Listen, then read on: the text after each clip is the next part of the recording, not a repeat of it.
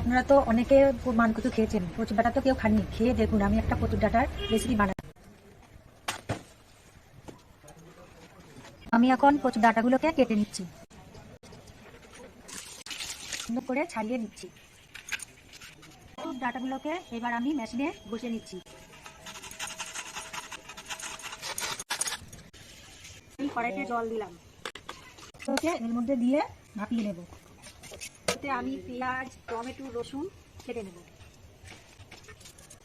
ভাজা হয়ে গেছে, এবার এগুলোকে আমি নামিয়ে নিচ্ছি।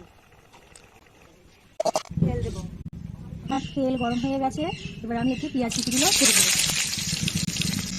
এর মধ্যে রসুনগুলোও দিয়ে দিলাম। এতে আমি টমেটো দেবো, এর মধ্যে আমি কাঁচা লঙ্কা কুচিগুলো দিয়ে দিলাম।